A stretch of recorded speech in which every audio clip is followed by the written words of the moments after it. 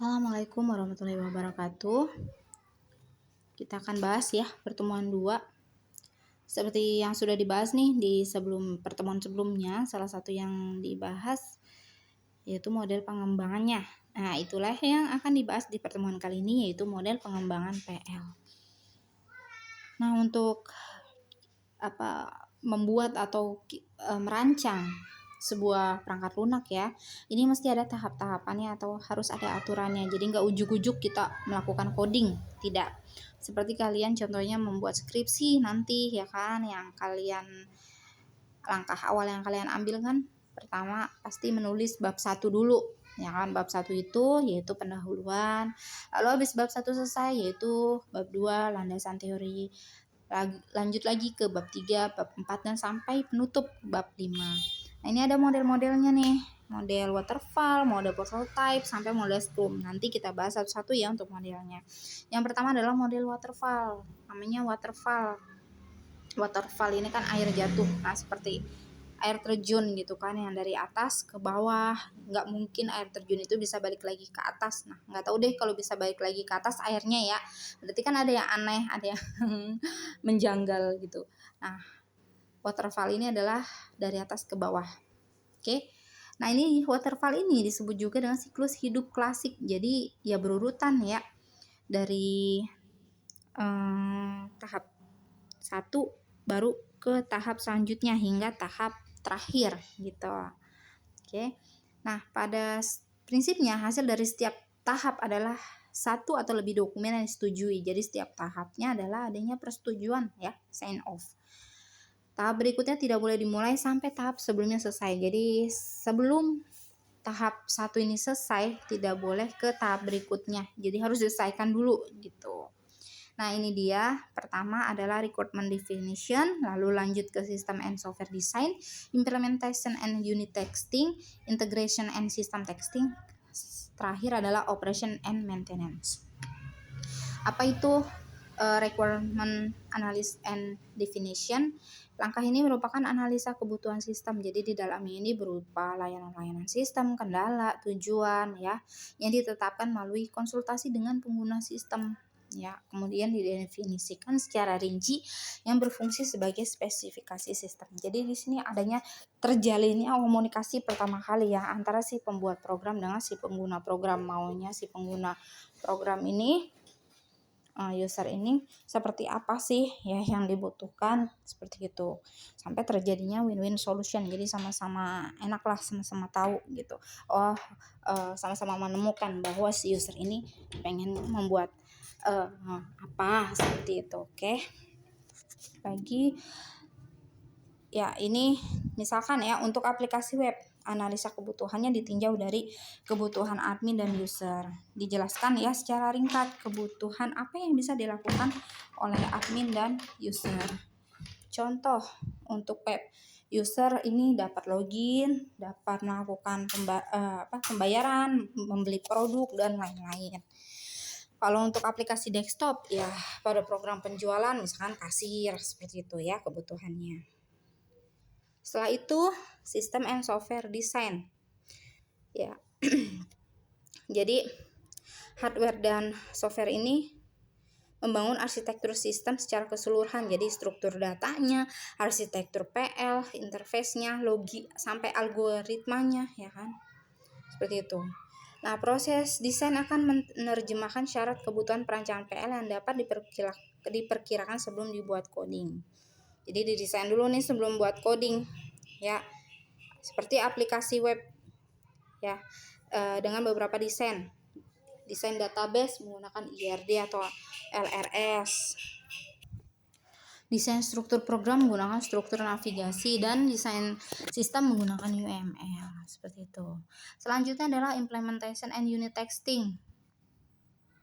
Ya, direalisasikan sebagai satu set atau coding. Coding merupakan penerjemah desain dalam bahasa yang bisa dikenali oleh komputer yang dilakukan oleh si programmer.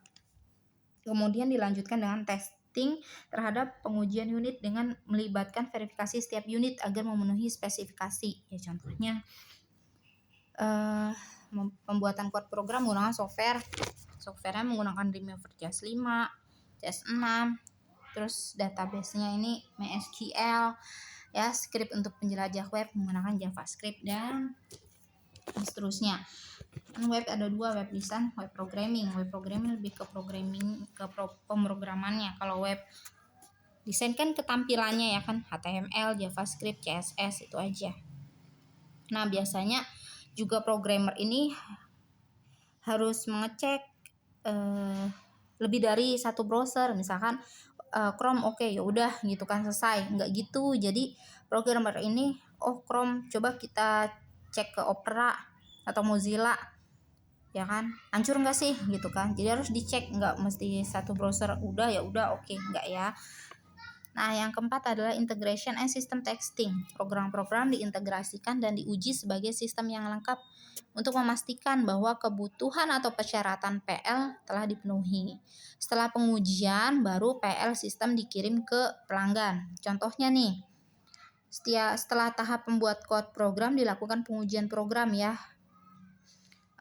untuk menemukan kesalahan-kesalahan program. Pengujiannya biasanya menggunakan black box testing. Ya, jadi memastikan nih bahwa seluruh input apakah datanya sudah benar atau belum.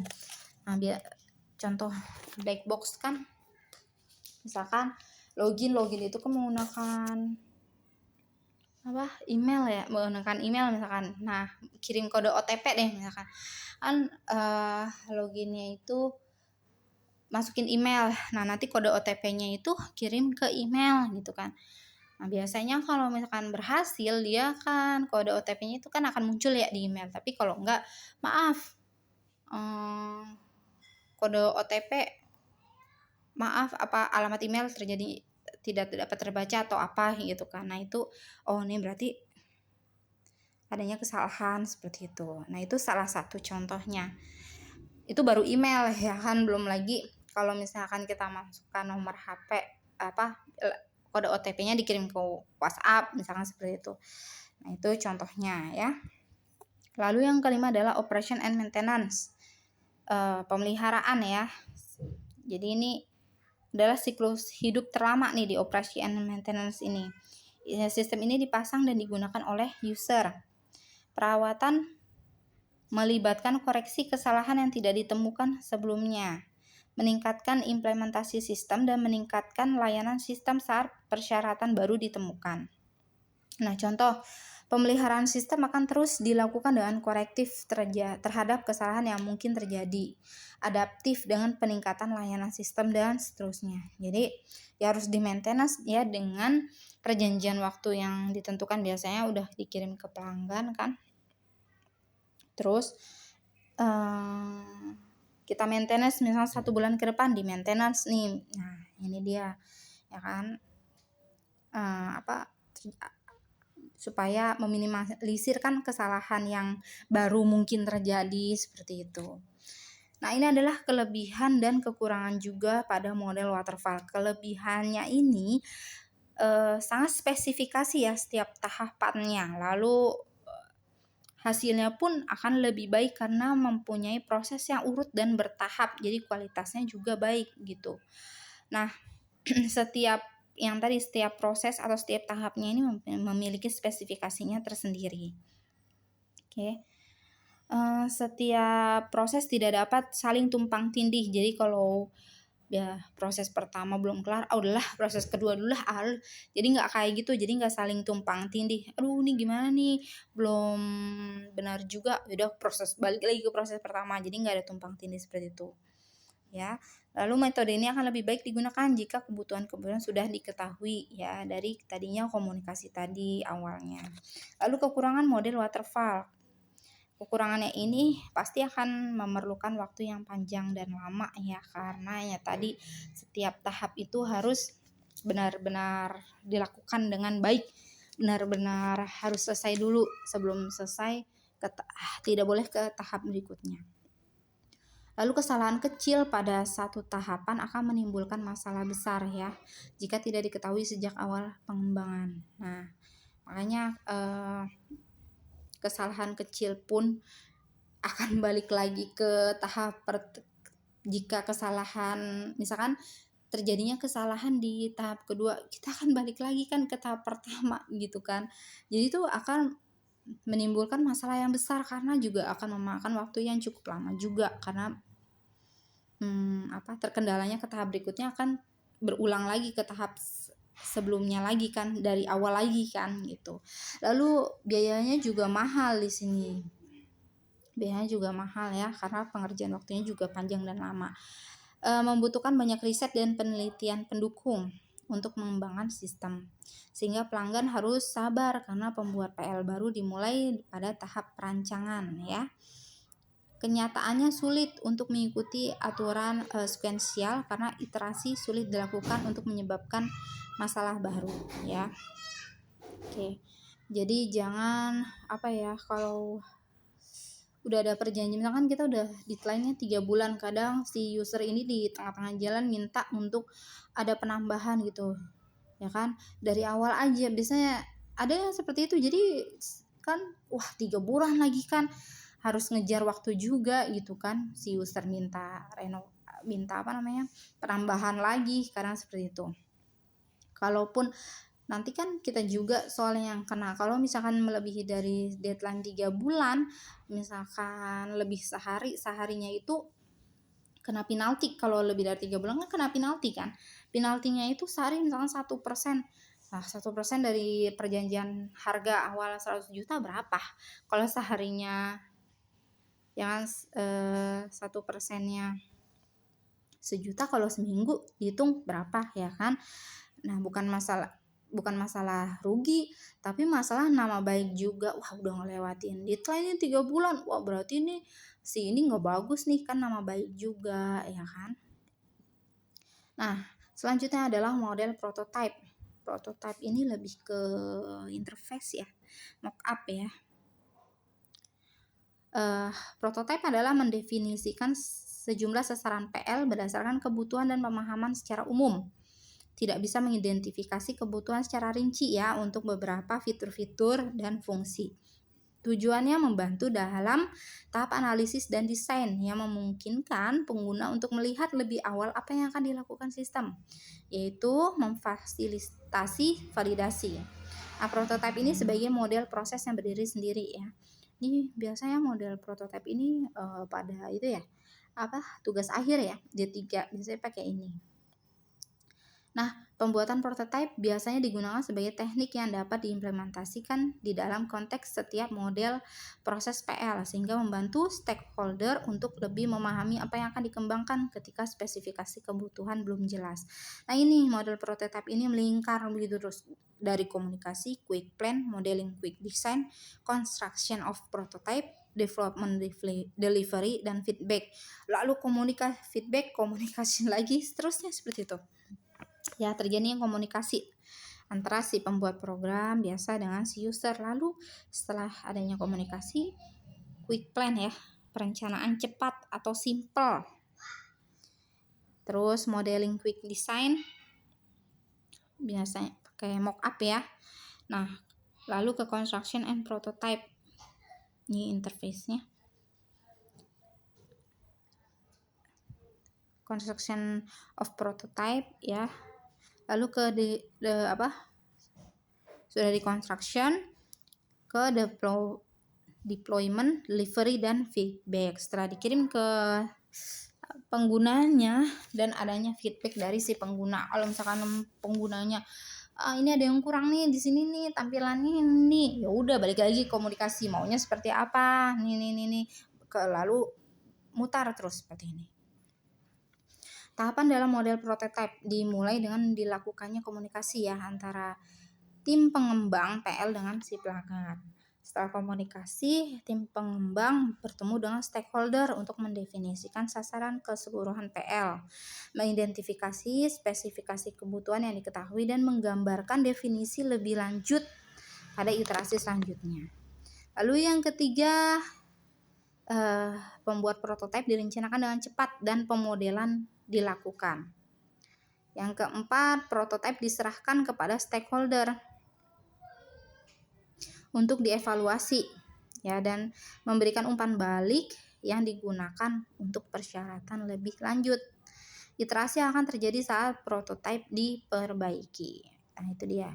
Nah, tujuannya apa sih pengembangan model prototipe? Membuat antarmuka pengguna yang dapat diterima, membuat sistem yang dapat berfungsi meskipun terbatas, tetapi tersedia dengan cepat untuk menunjukkan kelayakan dan kegunaan dari aplikasi. Dapat digunakan untuk melatih pengguna sebelum sistem yang lengkap dikirim ke pelanggan. Untuk menjelaskan bahwa beberapa teknologi baru akan menyediakan fasilitas yang dibutuhkan. Nah, itu tujuannya ya. Nah, manfaatnya menghindari kesalahpahaman antara pengembang dan pengguna. Oke, beberapa fasilitas yang hilang mungkin dapat terungkap. Terus fasilitas yang sulit digunakan atau membingungkan dapat diidentifikasikan dan disempurnakan. Lalu pengembang PL mungkin menemukan persyaratan yang tidak lengkap atau tidak konsisten. Seperti itu. Masalah pada model prototype. Stakeholder hanya melihat tampilan PL yang akan dipakai tanpa memperdulikan bagaimana kerja si sistem dan pemeliharaan jangka panjang. Perubahan yang dibuat selama pengembangan PL mungkin akan mengubah struktur arsitektur. Oleh karena itu mungkin sulit dan mahal untuk memeliharaannya. Lalu karakteristik sistem yang mungkin seperti kinerja, keamanan, dan keandalan mungkin akan diabaikan selama pengembangan PL. Oke. Jadi nggak ada ya untuk keamanan dan keandalannya. Selama tahap pengembangan, prototipe akan diubah untuk memenuhi kebutuhan pengguna. Kemungkinan perubahan yang dibuat akan tidak terkontrol dan tidak dikomunikasikan dengan baik. Ya, tadi ya terjadinya feedback, lalu maunya apa lagi, ya kan? Model spiral ini merupakan suatu model proses evolusioner yang menggabungkan pendekatan prototipe yang bersifat interaktif dengan aspek yang terkontrol dan sistematis pada model ini. Jadi penggabungan ya antara si prototipe dengan waterfall. Kita buatkan prototipenya tadi, ya kan? Model pengembangan spiral adalah model proses PL yang dikendalikan risiko yang digunakan untuk membantu para stakeholder untuk secara bersama merekayasa sistem yang bernuansa PL. Nah, ini model spiral ya. Pendekatan langkah demi langkah waterfall yang sistematis tetapi menggabungkan ke dalam kerangka interaktif yang lebih realistis mencerminkan dua nyata. Model spiral adalah pendekatan realistis untuk pengembangan sistem berskala besar. Oke, ini dia ya spiral.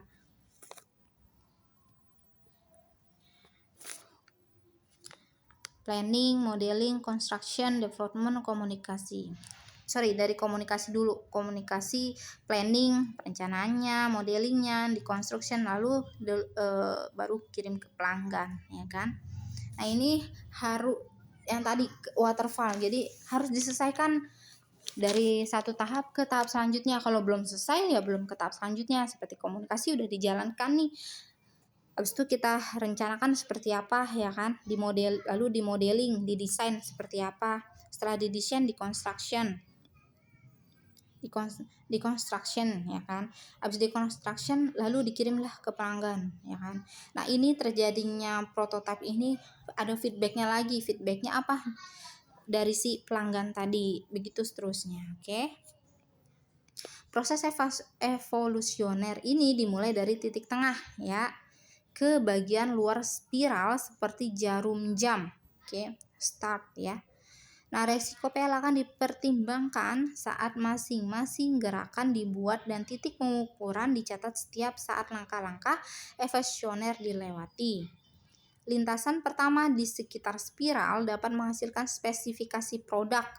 Putaran berikutnya di sekitaran spiral mungkin digunakan untuk mengembangkan suatu prototipe ya, dan pada lintasan berikutnya secara progresif bergerak ke versi PL yang semakin canggih. Oke. Nah, setiap melewati lintasan menghasilkan penyesuaian pada perencanaan produk. Biaya dan jadwal disesuaikan berdasarkan umpan balik yang berasal dari pelanggan setelah pengiriman produk. Selain itu dilakukan penyesuaian jumlah iterasi yang direncanakan untuk menyelesaikan produk PL. Nah, ini keuntungannya nih. menghindari banyak kesulitannya, mengakomodasi persiapan untuk evolusioner siklus hidup, pertumbuhan dan perubahan ya pada suatu produk PL. Terus mempunyai fokus atau mengeliminasi kesalahan error tadi, fokus ke errornya ya. Lalu menyediakan pendekatan terpisah dan pengembangan dan pemasangan PL. Menyediakan kerangka kerja aktif untuk pengembangan sistem hardware dan software yang terintegrasi. Nah, ini kerugiannya memerlukan penyesuaian dengan PL yang menitik beratkan pada kontrol dan titik permasalahannya yang merupakan keunggulan model waterfall tadi. Oke. Jadi agak lama juga jangka waktunya ya. Berdasarkan keahlian manajemen risiko yang memerlukan penaksiran risiko yang masuk akal, akan menimbulkan masalah yang lebih besar jika risiko mayor tidak ditemukan. Memerlukan kebutuhan untuk meneliti lebih lanjut terhadap langkah-langkah spiral, khususnya untuk area analisis risiko. Nah, ini ada lagi model Rapid Application Development (RAD) ya. RAD ini adalah teknik berbasis tim yang mempercepat pengembangan SI dan menghasilkan fungsi-fungsi SI. RAD menggunakan pendekatan kelompok. Produk akhir RAD adalah sistem informasi baru ya. RAD adalah metodologi yang lengkap dengan 4 fase siklus hidup yang sejajar dengan fase SDLC tradisional. Penggunaan RAD untuk mengurangi biaya dan waktu pengembangan dan meningkatkan probabilitas keberhasilan. RAD merupakan RAD sangat bergantung pada prototipe dan keterlibatan pengguna. Berdasarkan input pengguna, prototipe dimodifikasi dan proses interaktif berlanjut sampai sistem benar-benar dikembangkan dan pengguna puas. Interaksi berkelanjut adalah fase desain dan konstruksi pengguna. Tim proyek menggunakan case tools untuk membangun prototipe dan membuat aliran dokumentasi yang berkelanjutan. Intinya, pendekatan kelompok, fasenya recruitment planning, user design, construction, and cutover. Sesuai namanya ya, sesuai namanya rapid, secara cepat. Proses pengulangannya itu terjadi sangat cepat, terutama pada fase user design dan konstruksinya. Oke.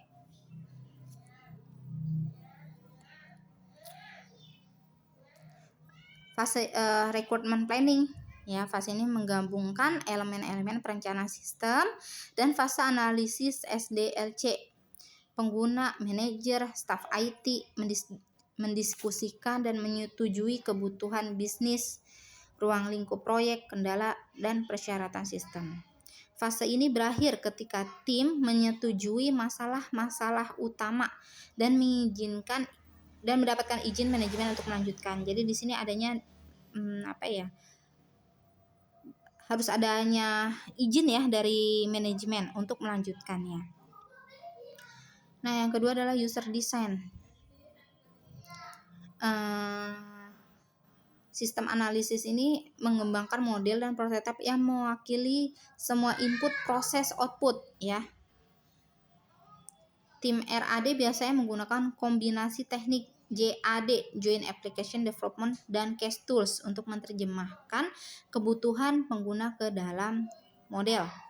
Desain pengguna adalah continue, proses interaktif, memungkinkan pengguna untuk memahami, memodifikasi, dan akhirnya menyetujui model kerja sistem yang memenuhi kebutuhan mereka. Lalu construction, fase konstruksi berfokus pada tugas pengembangan program dan aplikasi yang mirip dengan SDLC ya. Pengguna terus berpartisipasi dan masih dapat menyarankan perubahan atau peningkatan saat tampilan atau laporan aktual dikembangkan. Jadi di sini bisa ya si pengguna ini menyarankan perubahan. Cutover merupakan fase peralihan termasuk konversi data, pengujian, pergantian ke sistem baru, dan pelatihan pengguna. Dibandingkan dengan metode tradisional, seluruh proses dikompresi. Akibatnya sistem baru dibangun, dikirim, dan ditempatkan dalam operasi yang lebih cepat ya. Tujuannya apa sih? Mengurangi biaya dan waktu, ya. Terus membuat modifikasi dengan cepat dengan perkembangan desainnya, membatasi biaya perubahan yang akan terjadi ya dalam jadwal pengembangan yang berlarut-larut. Lalu membutuhkan sistem informasi untuk mendukung fungsi bisnis baru. Oke. Dengan input pengguna, membantu tim pengembang merancang sistem yang membutuhkan antarmuka pengguna dan interaktif atau kompleks. Jadi si pengguna ini juga bisa digerakkan ya oleh si penggunanya bagaimana mendukung fungsi bisnis baru ya, seperti itu. Keuntungannya apa sih menggunakan RAD ini? Sistem dapat dikembangkan lebih cepat dengan penghematan biaya. Kerugiannya menekankan mekanisme sistem itu sendiri yang tidak menekankan kebutuhan strategis bisnis perusahaan. Baik untuk jangka pendek, memungkinkan lebih sedikit waktu untuk mengembangkan kualitas, konsistensi, dan standar desain. RAD dapat menjadi alternatif yang menarik jika suatu organisasi memahami resiko yang mungkin terjadi. Selanjutnya adalah model Scrum. Sebuah proses yang agil untuk menangani produk yang kompleks ya. Scrum ini digunakan untuk membantu kegiatan pengembangan dalam suatu proses yang mencangkup kerangka kerja seperti kebutuhan, analisis, desain, evaluasi, dan pengiriman. Oke. Scrum menekankan penggunaan seperangkat pola proses PL yang telah terbukti efektif untuk proyek dengan jadwal yang ketat, perubahan kebutuhan, dan kekritisan bisnis. Oke. Jadi sebuah proses agile untuk menangani produk yang kompleks ya. Metode-metode yang tadi di atas ada plus minusnya ya. Metode untuk menangani permasalahan yang kompleks menggunakan Scrum ini. Sebaliknya, untuk menangani pembuatan aplikasi yang simple atau tidak rumit ya, pada misalkan contohnya aplikasi kasir, kita tidak dapat menggunakan Scrum ini. Cukup dengan waterfall ya. Nah, backlog. Di sini ada tahapannya nih dalam pengembangan Scrum. Yang pertama adalah backlog. Ini adalah daftar prioritas kebutuhan proyek atau fitur yang menyediakan nilai bisnis bagi pelanggan. Item dapat ditambahkan ke backlog kapan saja ya. Kedua adalah sprint. Unit kerja diperlukan untuk mencapai kebutuhan yang didefinisikan dalam backlog yang harus sesuai dengan time box ya. Biasanya 30 hari kerja. Time box adalah waktu yang telah dialokasikan untuk menyelesaikan beberapa tugas, ya disebut time box. Tidak diperkenankan adanya perubahan sehingga anggota tim bekerja dalam lingkungan jangka pendek tetapi stabil. Meeting ya, Scrum meeting, waktunya pendek, biasanya 15 menit. Tiap pertemuan yang diadakan setiap harinya selama 30 hari tadi ya. Pertemuan ini membantu tim untuk mengungkap potensi masalah sedini mungkin. Demo. Terakhir demo ya, memberikan peningkatan PL untuk pelanggan sehingga fungsionalitas yang telah diterapkan dapat didemonstrasikan dan dievaluasi oleh pelanggan. Jadi didemokan. Ini dia model Scrum-nya. Oke. Setiap 15 menit sekali diadakan meeting ya. 30 hari. Penjelasan gambar. Gagasan awal adalah bahwa seluruh tim harus diberdayakan untuk membuat keputusan sehingga istilah manajer proyek telah dengan sengaja dihindari. Oke, jadi nggak adanya manajer proyek. Scrum Master adalah seorang fasilitator yang mengatur pertemuan harian, melacak backlog, ya, mencatat keputusan, mengukur kemajuan, berkomunikasi dengan pelanggan, ya. Lalu seluruh tim menghadiri pertemuan harian agar tetap fokus pada tugas masing-masing. Jadi seluruh timnya ini menghadiri pertemuan harian. Selama pertemuan, semua anggota tim berbagi informasi, melaporkan kemajuan mereka sejak pertemuan terakhir, menjelaskan masalah yang muncul dan apa yang direncanakan untuk hari berikutnya. Ini berarti bahwa semua orang di tim tahu apa yang sedang terjadi. Ini jadi melibatkan semua timnya ikut ya. Kalau yang tadi meeting 15 menit, ya udah ikut semuanya. Jadi mereka tahu dari satu tim ini dari tahap awal sampai tahap akhir semua tahu, tapi tugasnya dibagi masing-masing ya. Jadi masalah yang muncul, apa yang sedang terjadi, apa, saling membantu ya. Jadi berpartisipasi nah dalam perencanaan jangka pendek ini. Keuntungannya, produk dipecah menjadi beberapa subproduk sehingga dapat dikelola dan dimengerti. Persyaratan yang tidak stabil dan tidak menghambat kemajuan. Seluruh tim memiliki visibilitas sehingga dapat meningkatkan komunikasi tim. Jadi nggak ada komunikasi yang salah ya antara tim tadi ya, karena semua ikut dari awal hingga akhir. Pelanggan melihat pengiriman tepat waktu dan mendapatkan umpan balik tentang bagaimana produk tersebut bekerja. Kepercayaan antara pelanggan dan pengembang akan terjalin di mana semua orang mengharapkan proyek untuk berhasil. Nah, itu dia 5 model ya dalam pengembangan aplikasi perangkat lunak. Oke. Nah, di sini kalian ada tugas yang akan dipresentasikan di pertemuan ketiga. Di pertemuan kedua ini tugasnya adalah membuat rancangan pengembangan PL dari salah satu model yang di atas tadi, dari 5 model itu. Pilihlah salah satu. Dijelaskan tahapan-tahapan SDLC-nya seperti dalam slide ya. Nah, ini tugasnya berkelompok. Kalau nggak salah ada berapa ya? Ada satu orang bisa 3 kelompok ya. Kalau nggak salah ada 27 orang ya. Saya lupa kelas ini. Nanti saya kirim grup WA ya untuk tugasnya, satu kelompok berapa orang. Oke. Nah, tugasnya ini studi kasusnya kalian bisa contohnya di perpustakaan, bisa penjualan pada kasir atau di kantor Anda ya, kalau ada bisa. Itu adalah tugasnya. Dan cukup sekian, terima kasih. Jika ada pertanyaan nanti bisa disampaikan di bio WA. Terima kasih. Wassalamualaikum warahmatullahi wabarakatuh.